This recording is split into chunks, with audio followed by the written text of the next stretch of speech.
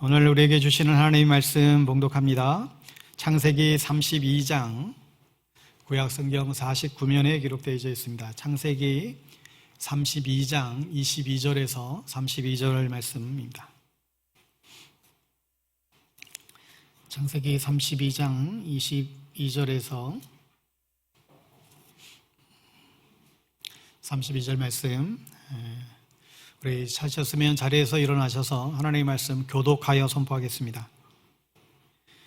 밤에 일어나 두 아내와 두 여종과 11 아들을 인도하여 야복 나루를 건널세 그들을 인도하여 시내를 건너가게 하며 그의 소유도 건너가게 하고, 야곱은 홀로 남았더니 어떤 사람이 날이 새도록 야곱과 씨름하다가 자기가 야곱을 이기지 못함을 보고 그가 야곱의 허벅지 관절을 치매 야곱의 허벅지 관절이 그 사람과 씨름할 때에 어긋났더라.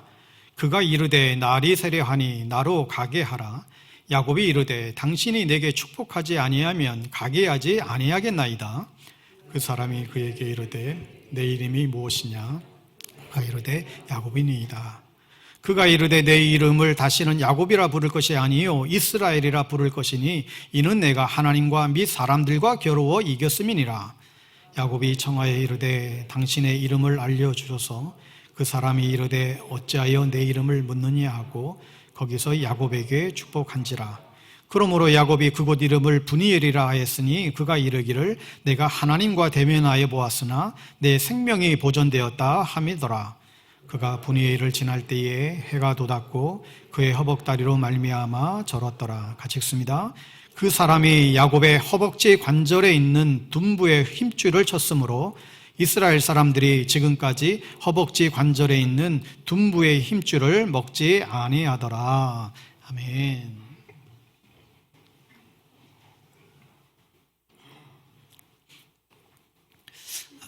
오늘은 우리를 변화시키소서라는 제목으로 하나님의 말씀 나누겠습니다.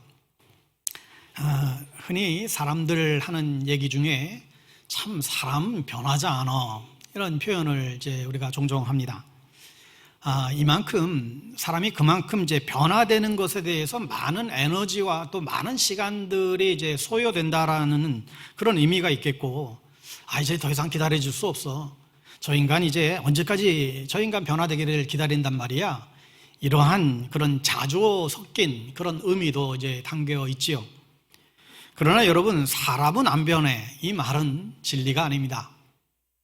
사람은 정말 안 변한다라고 한다면 여러분, 우리의 신앙이 존재할 이유가 없는 것이죠. 사람은 변화가 좀 천천히 더딜지는 모르겠지만 여러분, 사람은 분명히 변화가 있기 마련입니다. 제 동료 목사님도 보니까 정말 자기 아버지는 안 변할 줄 알았대요. 정말 고지식하고 정말 완고하고 정말 변하지 않을 그런 아버지인 줄 알았는데, 그 아버지가 예수 믿고 변화되는 모습을 보면서 정말 기독교에 정말 뭔가 있구나 그러면서 본인도 신앙을 갖게 됐고 또 목사가 되기까지 이르렀다, 이런 고백을 합니다. 사람이 사람을 변화시키는 것이 아니라 복음이 사람을 변화시키는 것입니다. 복음이 그 사람에게 찾아갔을 때 복음은 그 사람을 변화시키는 능력이 있지요. 우리는 그것을 믿고 살아가는 사람들입니다. 바라기는 2024년도 여러분 벌써 2월 두 번째 주 우리 설 연휴 명절을 맞이했는데 올 한 해 진정 우리 안에 참된 변화들이 일어나게 되기를 바랍니다. 변화에 대해서 묵상을 하는데 떠올랐던 한 인물이 있었습니다. 바로 이 야곱이었어요. 야곱이 어떤 사람이었습니까? 그의 이름은 속이는 자였습니다. 그런데 나중에 이스라엘이라고 하는 이름으로 이제 바뀌게 되죠. 한 나라의 아버지가 되는 그런 변화를 경험한 이가 바로 야곱이었습니다. 야곱이 변화했다라고 한다면 저와 여러분도 분명히 변화될 줄 믿습니다. 복음의 능력이 우리 가운데에 찾아올 것입니다. 오늘 저는 이 야곱의 이야기를 기초해서 이 변화에 대한 성경의 몇 가지 원리들을 나누길 원합니다. 여러분, 첫 번째로 하나님은 어려움을 통해서 우리를 변화시키십니다. 하나님이 우리를 변화시키는데 여러분, 살다 보면 삶의 여러 가지 어려움과 어떤 그런 고통, 아픔들이, 역경들이 찾아오죠. 근데 하나님이 때로는 우리에게 어려움을 허락하실 때가 있어요. 우리가 어려움을 통해서 하나님의 하자도 부르지 않았던, 하나님과 전혀 무관했던 그런 사람이 하나님하고 하나님을 부르짖는 자리로 인도하는 것을 경험하곤 합니다. 한 번도 진솔한 기도를 드리지 않았던 사람이 정말 어려움을 겪으면서 주님께 진심으로, 진정한 기도를 드리는 것을 경험하게 되지요. 그렇기 때문에 이 어려움이라고 하는 것은 어떻게 보면 변장된 축복임을 알 수가 있습니다. 이렇게 하나님께서 우리 삶 가운데에 어려움을 허락하세요. 그리고 그 어려움을 통해서 우리가 하나님께 나아가는 것을 보게 됩니다. 여러분, 어려움을 겪을 때, 혹 여러분 가운데 지금 어려움 가운데에 있다라고 한다면 하나님은 오늘 우리에게 이 메시지를 주시고자 하는 거예요. 얘야, 나를 좀 바라볼 수 없겠니? 나를 좀 바라보렴. 너의 시선을 나에게 좀 줄 수 없겠니? 주님이 우리에게 이 말씀하시는 것이죠. 왜냐하면 우리는 너무나 엉뚱한 것을 지금 바라보고 살아가고 있기 때문에 그래요. 엉뚱한 것에 우리는 마음을 다 빼앗고 살아가요. 그것들이 대부분은 우상인 것이죠. 여러분, 우상은 우리를 죽일 수밖에 없고, 우상은 우리를 내몰 수밖에 없고, 우리를 멸망시킬 수밖에 없어요. 주님은 그러기 때문에 이 고통이란 것을 통해서 나를 좀 바라보렴. 너의 시선을 세상에 놓치지 말며 나를 좀 바라보라고 주님이 말씀하실 때가 얼마나 많은지 모릅니다. 여러분, 우리의 삶의 가장 큰 문제가 무엇일까요? 여러분과 저의 삶 가운데 가장 큰 갈등이 무엇일까요? 우리는요, 내가 돈만 좀 있으면 이 문제는 아무것도 아닐 것인데, 이런 생각에, 이런 착각을 할 때가 있습니다. 이 관계만 좀 풀어지면 모든 것이 다 풀어질 것 같다라고 그런 생각을 할 때가 있습니다. 내가 힘만 좀 있으면, 내가 좀 10년만 좀 젊었으면, 이런 생각을 할 때가 있습니다. 그러나 여러분, 그렇지 않습니다. 우리의 삶 가운데의 가장 큰 갈등, 가장 큰 문제는 사실 영적인 문제예요. 여러분, 정말이에요. 우리의 문제는 영적인 문제입니다. 하나님과 나와의 문제예요. 그런데 이 영적인 문제의 중심에 뭐가 있는가 하면 이 나라고 하는 이 자아가 꽉 자리를 틀고 눌러 앉아 있기 때문에 이게 가장 큰 문제라는 거예요. 그래서 영적인 문제는 누가 마지막에 최종적으로 나를 컨트롤을 하느냐의 문제입니다. 누가 나를 지배하느냐, 누가 나를 다스리느냐, 누가 나를 통치하느냐, 그것이 모든 것을 결정하는 것을 알 수 있습니다. 우리가 지난 주일에도 우리가 말씀드렸듯이 복음의 핵심은 하나님 나라다 그랬습니다. 하나님의 나라가 무엇입니까? 하나님이 다스리시는 세상, 하나님이 통치하시는 삶, 예수님이 이끄시는 그런 삶을 살아가느냐, 그것이 하나님 나라를 누리는 삶이라고 우리가 살펴보았지요. 그런데 하나님이 아니라 여전히 내가 나의 삶을 다스리고 내 인생 나의 것이라고 내가 주인인 마냥 우리가 살아간다라고 한다면, 여러분, 우리는 죽을 때까지 우리의 삶의 문제에서 해방할 수가 없습니다. 여러분이 사랑하는 돈의 문제도 그래요. 비그리스도인과 그리스도인들의 이 돈에 대한 개념 차이는 어떻게 쓰느냐의 문제가 아니라 누가 주인인가에 대한 문제입니다. 여러분, 이제는 우리의 삶의 모든 문제들을 주님께 좀 물어보셔야 됩니다. 여러분의 눈이 가려져서 정말 주님의 뜻이 어디에 있는지, 주님의 의도가 무엇인지에 대해서 전혀 우리가 관심과 감각이 없이 우리가 살게 된다라고 한다면, 또 그런 삶을 살아가고 있다라고 한다면, 이제는 우리가 좀 이 옛사람의 주인공 되는 그런 그 삶을 우리가 청산하실 수 있어야 되겠죠. 어떤 것도 예수 그리스도보다 우선될 수 없고 예수 그리스도의 말씀보다 우선될 수가 없습니다. 사랑하는 여러분, 내 삶 가운데 왜 이렇게 갈등이 많을까요? 우리의 삶 가운데 왜 이렇게 잡음이 많을까요? 여러분, 날마다 예수님을 주인 삼으면 갈등이 없어요. 예수님을 바라보고 주님의 뜻만 구하면 사실 갈등이 없습니다. 두 마음을 품지 마세요. 한 마음을 품게 되면 전혀 갈등이 일어나지 않습니다. 주님이 주인 되심을 인정하고 나의 완악함, 내 인생은 나야, 내가 어떻게 지금까지 살아왔는데, 이런 완악함을 우리가 저버리고 정말 우리가 주님 처음 만났을 때에 주님 한 분이면 족합니다. 주님 한 분이면 충분합니다. 그러한 주님의 마음으로, 주님의 품으로 우리가 돌아올 때 우리는 우리 인생의 모든 문제에서 해방될 줄 믿습니다. 오늘 이 본문의 이야기는 잘 아시다시피 이 야곱의 장자권을 훔쳐서 아버지를 속이고 형들을 속이고 도망자의 삶을 살았어요. 평생 도망자의 삶을 살다가 고향이 그리고 집으로 돌아오는 장면이 소개되고 있습니다. 24절에 보면 야곱이 뒤에 홀로 남았는데 어떤 이가 나타나 야곱을 붙잡고 동이 틀 때까지 씨름하였다. 앞서 야곱은 형 에서가 군사 400명을 데리고 자기에게서 다가온다는 그 소식을 듣고는 얼마나 무서웠을까요? 그래서 그는 평생 힘겹게 모았던 재산들을 에서에게 선물 공세를 하기도 하고, 아내들을 먼저 인사시키고 자식들도 먼저 가서 먼저 보이기도 하고, 어떻게든지 형의 그 진노를 달래려고 그렇게 애쓰다가 지금 뒤에 야곱이 홀로 남은 거예요. 더 이상 갈 곳이 없는 것이죠. 뒤에 홀로 남았는데 이때 무슨 생각을 했을까요? 이제 막다른 골목이구나. 이제 내가 할 수 있는 게 없구나. 정말 이제는 하나님을 대면해야 될 마지막 순간이 찾아온 것입니다. 그런데 이때 어떤 사람이 나타나서 야곱을 붙잡고 동이 틀 때까지 씨름하였다.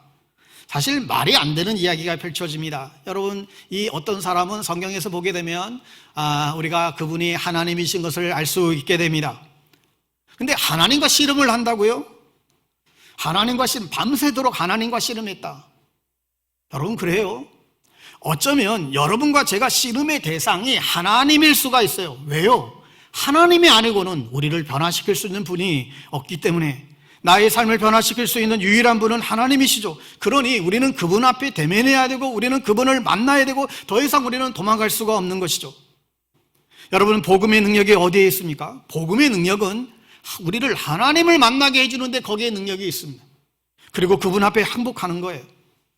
여러분, 야곱이 씨름했다 그랬는데, 여러분, 씨름이 뭐예요? 상대방을 냈다 그냥 땅에 내꽂는 게 씨름이잖아요. 내가 항복합니다. 이게 씨름이에요. 하나님께 나아가, 하나님, 내가 지금까지 당신과 씨름했는데 이제 온전히 두 손 들고 항복합니다.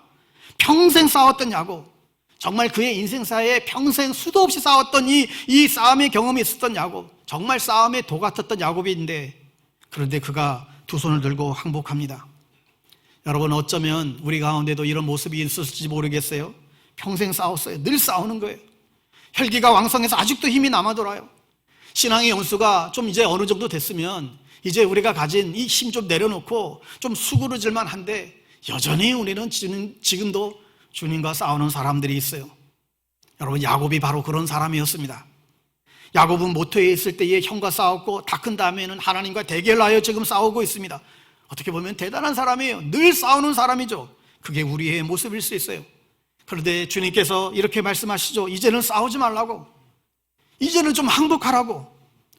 여러분, 복음이 뭐예요? 하나님, 이제 더 이상 싸우지 않을게요. 하나님, 이제 더 이상 하나님과 안 싸울게요. 여러분, 복음을 접한 사람들은 자신의 위치를 아는 사람이에요. 내가 하나님이 아니구나. 나는 하나님의 피조물이구나. 여러분, 우리의 삶과 고통은 그것을 극복하고 이겨내는 그런 인간 승리가 중요한 게 아니라, 우리의 삶의 고통과 역경을 통해서 결국은 그것을 통해서 주님을 만나는 데에 목적이 있어요. 사랑하는 여러분, 내가 주님께 속해 있는 것을 여러분 믿으시나요? 내가 주님께 속해 있다. 저와 여러분 예수님께 속한 자이죠. 저와 여러분이 우리의 삶을 주님께 겸손히 올려드렸다라고 한다면 우리는 주님께 속한 사람들입니다. 고린도후서 6장 20절에 보면 주님이 우리를 값을 지고 지불했다. 값을 지고 사셨다. 그게 십자가예요.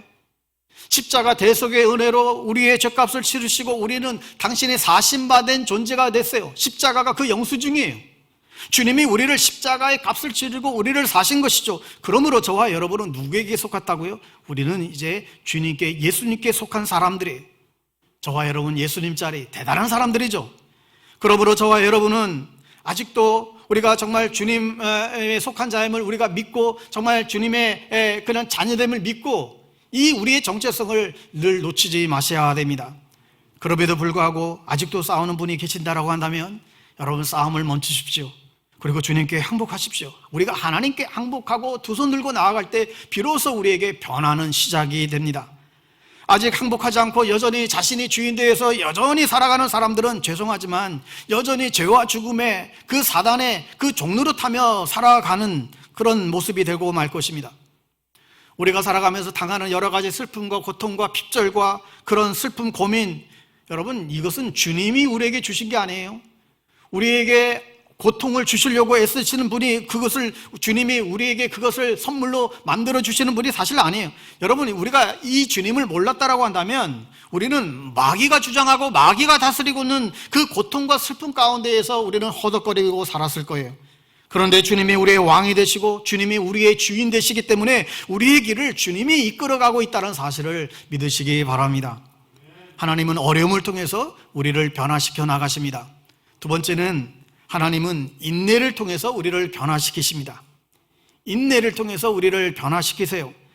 여러분, 누구나 어려운 일을 겪게 되면 또 어려운 그 순간을, 그 고난의 터널을 지날 때 포기하고 싶은 마음들이 들곤 합니다.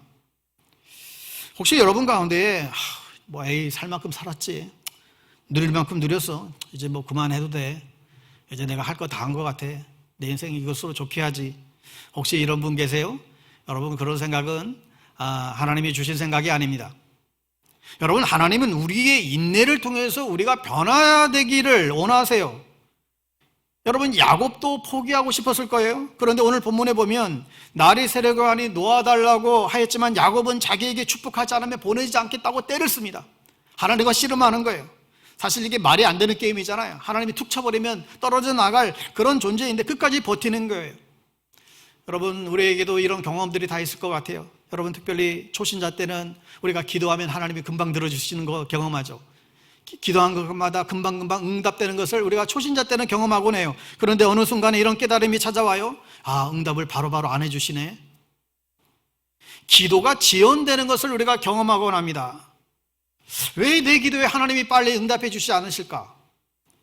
여러분, 만일 하나님께서 우리의 기도에 즉각 응답하신다면 우리가 어떻게 됐을까요? 우리가 기도하는 것마다 하나님이 바로바로 들어주신다면 어떻게 됐을까요? 우리는 어쩌면 하나님 앞에 아주 버르장머리 없는 사람들이 됐을 거예요. 여러분, 하나님의 관심이 어디에 있는가 하면 하나님은 우리의 인격의 형성, 우리의 인격이 성숙해지는 데 모든 관심을 갖고 계세요. 하나님이 우리의 삶의 목적을 갖고 일하시는데 어떤 목적을 갖고 일하시는가 하면 저와 여러분이 예수를 믿고 예수를 닮아가는 그 과정 가운데에 우리의 인격이 정말 주님의 인격을 품는 자리로 나아가기를 경험하기를 주님은 원하세요. 여러분, 그럴 때 이 인내가 필요하다는 것입니다. 여러분, 포기하지 마시기를 바랍니다. 포기하고 싶을 때 살아가면서 한두 번이 아니에요. 그러나 포기하지 마세요. 오늘 이 엉터리 같은 사실, 이 야곱도 포기하지 않았더니 축복의 사람이 됩니다. 갈라디아서 6장 9절에 보면 우리가 선을 행하되 낙심하지 말지니 피곤하지 아니하면 때가 이름에 거둘 것이다. 여러분, 주의 일을 감당하다가 낙심할 때가 있습니다. 그러나 포기하지 마십시오. 복음의 능력은 포기하지 않는 데에 있습니다. 복음의 능력은 우리를 향하신 그 인내하신 주님을 묵상하게 만들어요. 여러분, 주님께서 저와 여러분을 향하여 인내하셨어요. 그죠? 주님이 저와 여러분을 향하여 인내하셨어요. 여러분, 이걸 믿으세요? 지금도 하고 계세요. 지금도 주님이 우리를 향해 인내하고 계세요. 여러분, 이것을 분명히 확신합니다. 주님이 저를 인내하셨고 지금도 하고 계세요.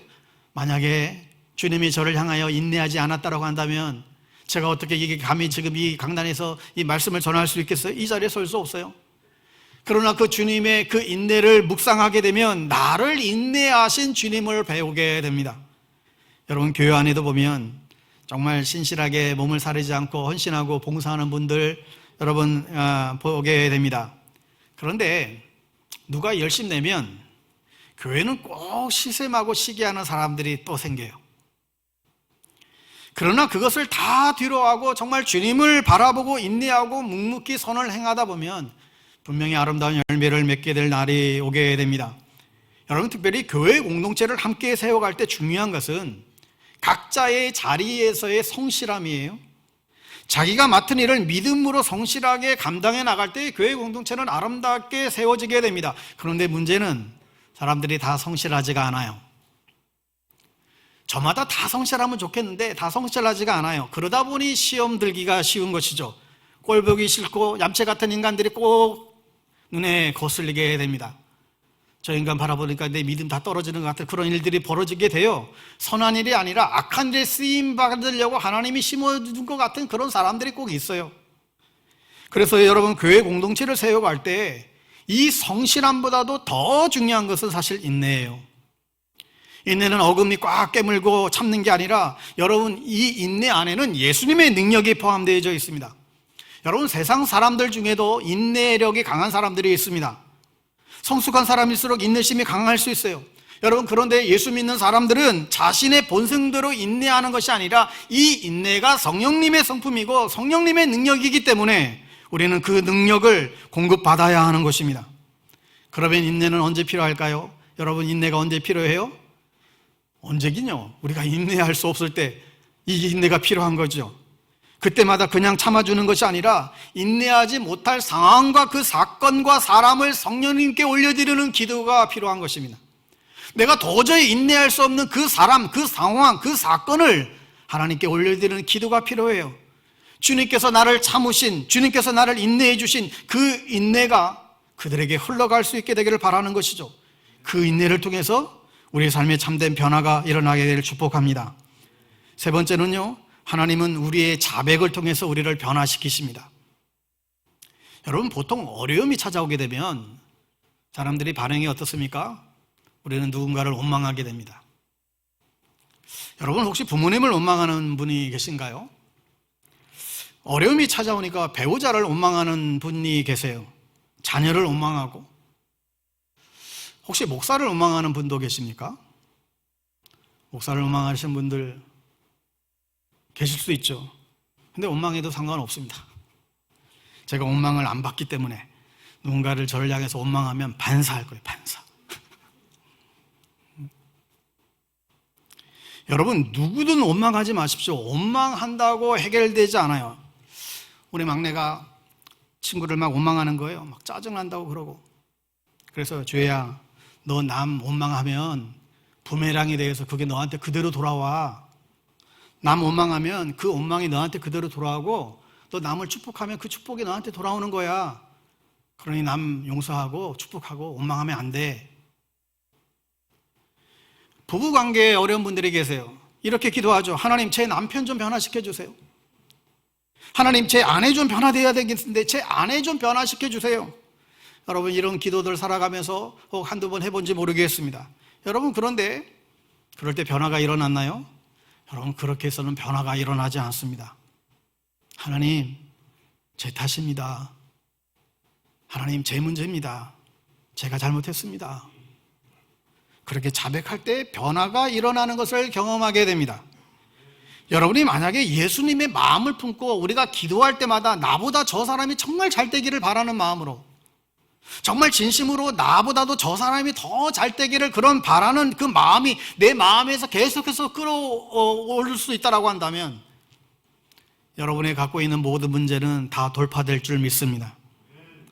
여러분, 우리가 이 땅에서 일어나는 모든 이 죄악과 패역함에 대해서 그것을 나의 죄악으로 그대로 느끼는 사람, 내가 너보다 그래도 나아, 이게 아니라 하나님의 거룩하심 앞에서 야, 나는 저들보다 나는 더 나쁜 놈이야, 나는 더 악한 놈이야, 나는 더해, 이걸 철저히 깨닫고 하나님의 구원하심과 하나님의 계획하심을 바라보는 자, 그 한 사람을 주님이 찾으신다라고 하는 사실을 우리가 놓치지 마셔야 됩니다.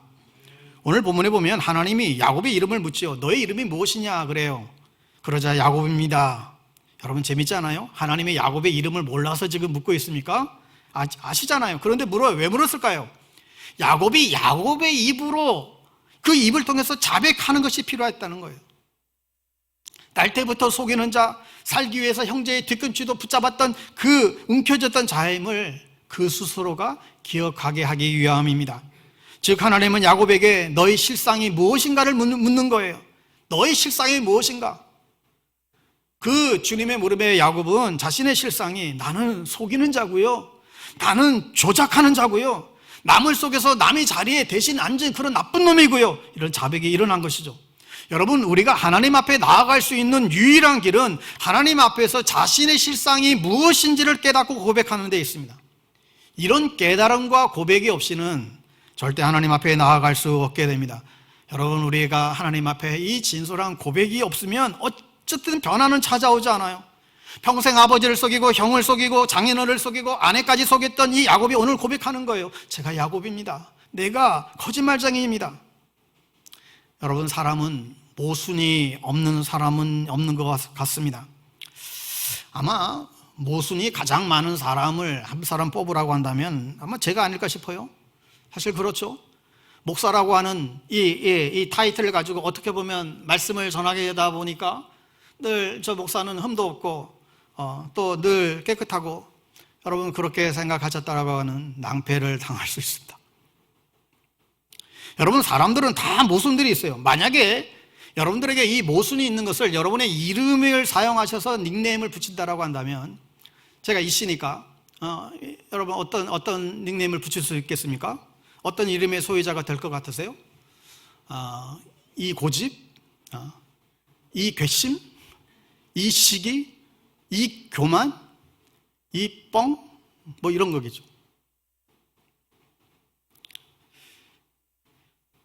우리에게 다 모순이 있어요. 여러분, 그런데 변화가 언제 오는가? 하나님 앞에 우리의 모순을 자백했을 때, 하나님, 제가 이런 사람입니다. 하나님, 제가 이런 사람입니다. 하나님 앞에 우리의 자신의 모습을 정직하게 고백하며 나아갈 때 하나님은 우리에게 은혜를 베풀어 주십니다. 찰스 스퍼전 목사님이 유명한 이런 얘기를 한 바 있습니다. 우리가 어떨 때에 나는 참 죄인이다, 나는 참 나쁘다, 나는 악하다 느낄 때가 있습니다. 그러나 기억하십시오. 당신은 당신이 생각하는 것보다 더 악하다는 사실을. 여러분, 우리는 정말 더 악하고요, 더 못됐고요, 그게 우리의 실상이라는 거예요. 그게 우리의 모습이에요. 그런데 저와 여러분을 향한 하나님의 사랑은 우리가 생각하는 것보다 더 커요. 하나님이 이 죄인들을 향한 하나님의 사랑은 우리가 생각하는 것보다 훨씬 더 많이 우리를 사랑하세요. 많은 사람들이 이것을 이해하지 못합니다. 그런데 여러분의 생각 이상으로 훨씬 더 사랑하십니다. 복음이 그런 거예요. 죄의 무게보다 하나님의 사랑의 무게가 훨씬 더 크다는 사실을 우리는 늘 기억하셔야 됩니다. 주님은 우리의 죄를 정죄하기 위해서 십자가를 지신 것이 아니라 십자가에서 우리의 죄와 당신의 의로움을 맞바꾸기 위해서 오신 거예요. 그게 구원이에요. 우리의 이 죄투성인 우리의 몸과 아무런 죄가 없으신 당신의 의로움과 우리를 교환하기 위하여 주님은 십자가에 달려 죽으셨어요. 우리의 이 연약함을 가지고 그러니 주님께 나아갈 때 주님은 우리에게 그 은혜를 베푸십니다. 베드로전서 5장 5절 후반에 보면 다 서로 겸손으로 허리를 동이라 하나님이 교만한 자를 대적하시되 겸손한 자에게 은혜를 주시느니라. 겸손이 뭐라고요? 하나님, 제가 부족합니다. 제가 당신의 도움이 필요합니다. 제가 당신 없이는 살 수 없습니다. 겸손히 나아갈 때 은혜를 베풀어 주십니다. 그 은혜를 저와 여러분이 누리게 되기를 바랍니다. 마지막 네 번째는 결론적으로 하나님이 우리를 변화시키십니다. 복음이 우리를 변화시키는 강력한 무기예요.